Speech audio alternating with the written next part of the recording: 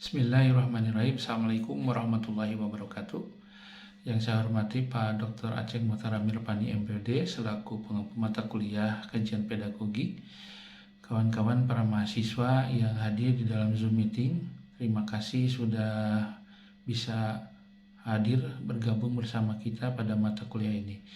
Pertama-tama saya ingin mengucapkan mohon maaf, saya hari ini atau jam ini tidak bisa bergabung secara langsung melalui Zoom meeting bersama dengan kawan-kawan karena ada satu hal yang bersamaan waktunya dan tidak bisa ditinggalkan. Yang kedua, saya mengucapkan terima kasih kepada kawan-kawan yang sudah hadir sesuai dengan jadwal yang sudah diagendakan oleh program studi S2 Administrasi Pendidikan. Baik kawan-kawan, ada beberapa hal, ada 5 hal yang ingin saya sampaikan terkait dengan perkuliahan kita yang sudah dirancang bersama dengan Pak Dr. Aceng Muhtara Mirpani MPD sebagai berikut. Baik kawan-kawan, saya akan coba jelaskan satu persatu mengenai 5 hal tersebut. Pertama, deskripsi mata kuliah. Kedua, mekanisme perkuliahan. Ketiga, hasil perkuliahan. Keempat, alasan perlunya kajian pedagogik. Dan kelima, buku rujukan. Yang pertama terkait dengan deskripsi mata kuliah. Mata kuliah kajian pedagogik merupakan mata kuliah keahlian pascasarjana atau MKKPS yang mengokohkan wawasan mahasiswa dalam memahami teori dan praktik pendidikan dalam perspektif pedagogi. Ini menjadi salah satu penanda dari keunggulan lulusan Universitas Pendidikan Indonesia harus memiliki kemampuan lebih dalam bidang pedagogi. Dari sisi bobot, ini ada mata kuliah ini terdiri dari 2 SKS ya bobotnya, dan dosen pengampunya adalah Dr. Haji Aceng Muhtara Mirpani MPD dan saya sendiri CP Triyatna. Kalau kita melihat kepada capaian pembelajaran mata kuliah yang sudah disusun secara bersama melalui koordinasi dari tim koordinator, ada 6 CPM ya atau capaian pembelajaran mata kuliah. Yang pertama, memiliki pengetahuan dan pemahaman konseptual tentang makna dan tujuan pedagogik sebagai ilmu dan kerangka mendidik. Ini menunjukkan bahwa pedagogik ini sebagai sebuah ilmu ya yang diarahkan untuk mendidik. Yang kedua, menguasai pengetahuan konseptual tentang berbagai landasan pendidikan, baik pada perspektif kefilsafatan maupun keilmuan.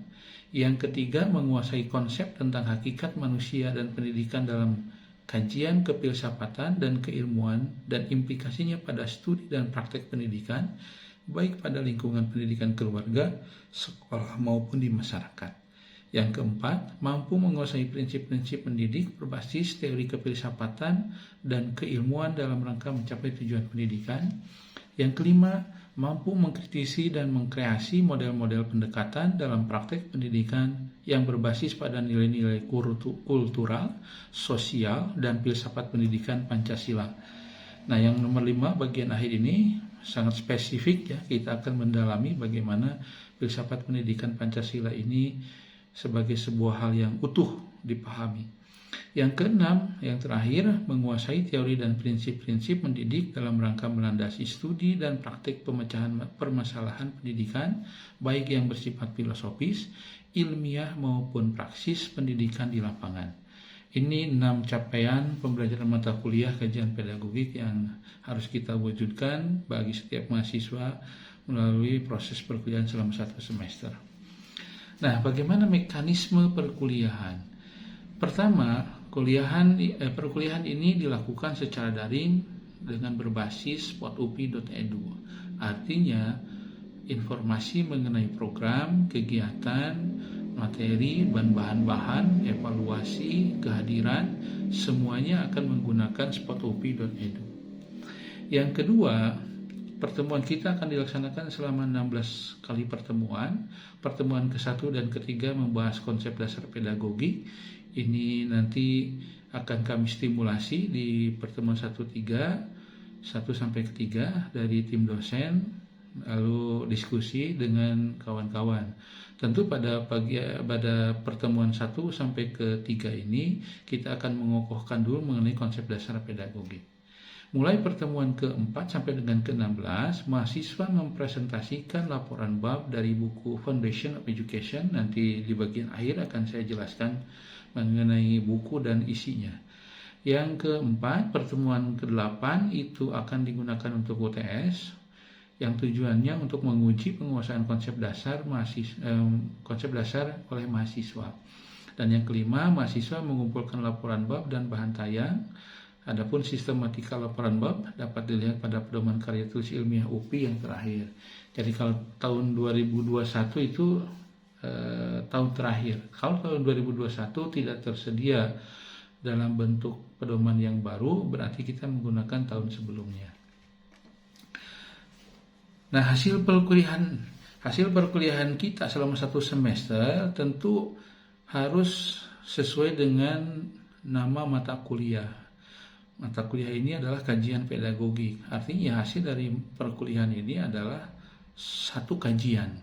Nah, kita akan menargetkan bahwa setiap mahasiswa harus menghasilkan satu artikel hasil kajian terkait materi dalam RPS yang dipublish di jurnal nasional terakreditasi atau belum terakreditasi. Ya, ini kami memberikan peluang yang cukup lebar ya. Bagi yang mampu sampai terakreditasi itu sangat bagus.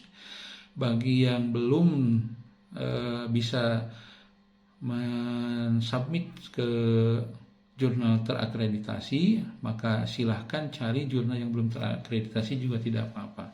Yang menjadi pokok adalah bahwa hasil pemikiran mahasiswa dalam bentuk kajian itu bisa diwujudkan dalam satu artikel.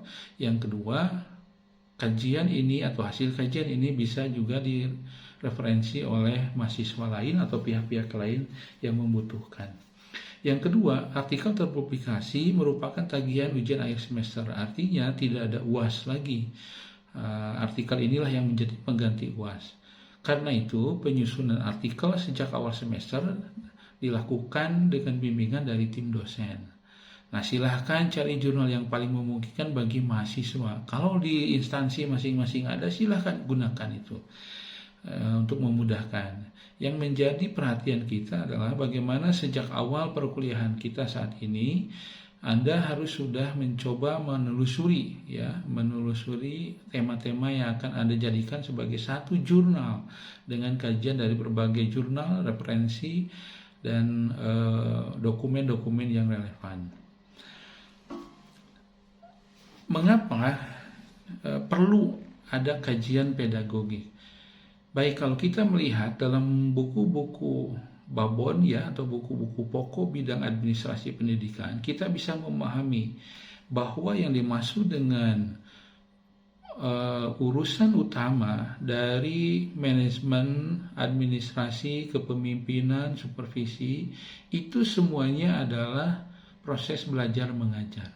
Karena ini merupakan inti dari sistem pendidikan. Ini juga bisa kita lihat dalam buku Hoy and Miskal ya, mengenai Educational Administration Theory, Research and Practice pada halaman 25. Jadi hal ini menunjukkan bahwa sebenarnya proses belajar mengajar itu merupakan bisnis utama atau urusan utama yang harus dikelola oleh ilmuwan atau oleh praktisi di bidang administrasi pendidikan. Tentu para ilmuwan harus bisa menguasai apa sih sebenarnya substansi dari proses belajar mengajar. Nah, tidak lain itu adalah ilmu mendidik atau ilmu pedagogi. Yang kedua, kita juga bisa melihat referensi lain ya. Ini salah satu contohnya bagaimana kerangka pikir mengenai administrasi dan kepemimpinan pendidikan yang ada di University of Melbourne ya. Yang kedua di sampingnya itu ada juga teaching perspektif ya, perspektif mengenai teaching profession ini dari Eropa. Ini dua hal ini menunjukkan bahwa urusan pokok ilmu administrasi pendidikan adalah proses belajar dan mengajar atau kita singkat dengan PBM. Dan ilmu dasar untuk memahami PBM adalah ilmu pedagogi. Ada ilmu-ilmu lain ya yang bisa kita gunakan untuk bisa memahami proses belajar mengajar. Tapi yang pokok adalah ilmu pendidikan. Inilah yang menjadi alasan mengapa kita harus bisa memahami apa substansi dari proses belajar mengajar. Dan ilmunya yang utama adalah ilmu pedagogik ini. Selanjutnya, dalam RPS kita memiliki kurang lebih 13 atau 14 materi ya. 13 atau 14 materi dalam RPS. Yang pertama itu orientasi perkuliahan, yang kedua ragam perspektif pedagogik tentang makna pendidikan, pengajaran dan pelatihan. Di sini kita bisa melihat bahwa pendidikan, pengajaran dan pelatihan itu memiliki makna yang berbeda dari tilikan pedagogi. Yang ketiga, pendidikan sebagai ilmu pengetahuan, tidak hanya seni dalam mendidik orang, tetapi juga sudah menjadi ilmu pengetahuan yang mandiri. Yang ini bisa kita kaji nanti ruang lingkupnya. Yang keempat, kajian antropologis filsafi terhadap hakikat manusia dan tujuan pendidikan, karena pada dasarnya pendidikan itu tidak akan lepas dari hakikat manusia dan tujuannya. Lalu yang kelima, kajian historis terhadap tokoh-tokoh pendidikan, karena kita bisa memahami pikiran-pikiran mengenai pendidikan itu melekat dengan tokoh-tokohnya, dan tokoh-tokoh itu melekat dengan konteksnya dari waktu ke waktu. Yang keenam, kajian peranan landasan psikologis terhadap realitas perkembangan peserta didik dalam praktek pendidikan. Ini penting untuk bisa memahami bagaimana sebenarnya peserta didik sebagai objek dan subjek didik ya bisa menjadi pemikiran kita. Yang ketujuh, kajian landasan religi, etika yuridis, sosial kultural, dan sosial ekonomis terhadap tujuan dan isi pendidikan. Nah, tentu isi pendidikan dan tujuan pendidikan itu saling terkait satu sama lain, dan tujuan dan isi pendidikan ini juga selain saling terkait, juga terkait dengan di mana pendidikan itu berada dan lingkungannya. Nah, diantaranya di nomor 7 ini akan dikaji dari sisi religi, etika, yuridis, sosial kultural, sosial ekonomis, kaitan dengan tujuan dan isi pendidikan. Yang kedelapan, kajian tentang empirik pendidikan dalam latar peristiwa. Yang kesembilan, kajian empirik tentang pranata pendidikan dalam latar budaya dan organisasi. 10, perspektif pedagogik tentang landasan manajemen pendidikan. Yang ke-11, perspektif pedagogik tentang evaluasi pendidikan. Yang ke-12, kajian tentang research and development pendidikan. Yang ke-13, kajian tentang implikasi landasan pedagogik terhadap pengembangan teori dan praktek pendidikan di Indonesia dan di dunia. Nah, teman-teman, tentu bahan kajian ini kita akan coba pelajari ya dalam satu buku yang berjudul Foundation of Education, karya 3 penulis terkenal. Pertama Alan C. Osteen, yang kedua Daniel U. Levin, yang ketiga Gerald C. Gutek. Ini buku pokok sebenarnya untuk bisa mencoba mengelaborasi materi-materi atau substansi yang ada di atas tadi, yang ada di dalam RPS. Melalui kajian buku ini diharapkan kita semua bisa membuka wawasan mengenai apa sebenarnya kajian pedagogik ya terkait dengan pemikiran orang-orang di dunia baik saat ini maupun sebelumnya, termasuk bagaimana praktiknya di Indonesia. Isi buku ini kalau kita lihat ada 16 chapter, ada 16 bab. Nah, bahan ini yang akan dibahas oleh Anda sejak pertemuan ke-4 sampai pertemuan ke-16 minus pertemuan ke-8 yang akan digunakan untuk UTS. Jadi dengan demikian dari 16 bab ini kita akan mengeliminir ya bab ke-7, ke-8 dan ke-9. Ya, ini tidak akan kita bahas secara khusus. Kenapa? Karena ini sudah ada dalam mata kuliah tertentu ya yang ada di kita. Pada bagian kuliah kita saat ini untuk bab 7, 8, dan 9 tidak akan kita bahas secara khusus. Karena itu pembagian tugas mahasiswa nanti ada di chapter 1, 2, 3, 4, 5, 6, lalu loncat ke 10, 11, 12, 13, 14, 15, 16.